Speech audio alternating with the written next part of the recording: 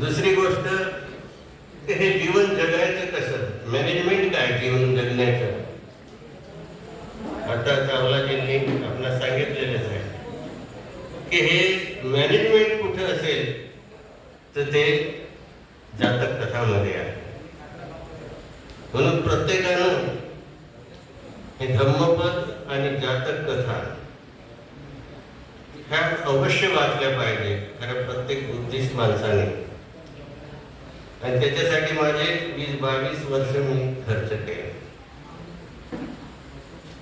आणि मला असं वाटायला लागलं की बस तुम्ही कुठलेही ग्रंथ नाही वाचले तरी चालतील, पण हे 2 ग्रंथ आपण अवश्य वाचा आणि जीवनात प्रगती करा. कारण जीवन जगण्याचे 2च मार्ग आहेत, एक शांतीचा आणि एक अशांतीचा. एक सम्यक मार्ग आहे आणि एक असम्यक मार्ग आहे.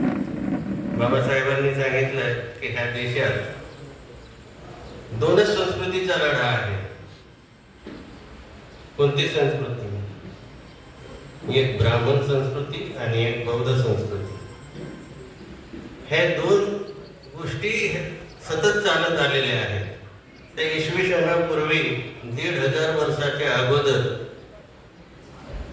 ह्या देशात बाहेरून काही लोक आले, आर्य लोक, आणि त्यांनी, हे तर भटके लोक होते, यांना काही संस्कृती असं काही प्रकार नव्हता.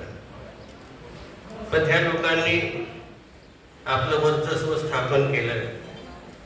प्रथम ते शस्त्र घेऊन आले, लढाईनं लोकांना दाबण्याचा प्रयत्न केला, पण ते शक्य झालं नाही. म्हणून त्यांनी इथल्या बुद्धिस्ट लोकांवरती समझोता केला त्यांच्या बरोबर आणि त्यांच्यात मिसळले. 28 बुद्धांचा हा देशाचा इतिहास आहे. 28 बुद्ध या देशात होऊन गेले. म्हणजे गौतम बुद्धांच्या अगोदर 27 बुद्ध झाले आणि 28वे गौतम बुद्ध आहे.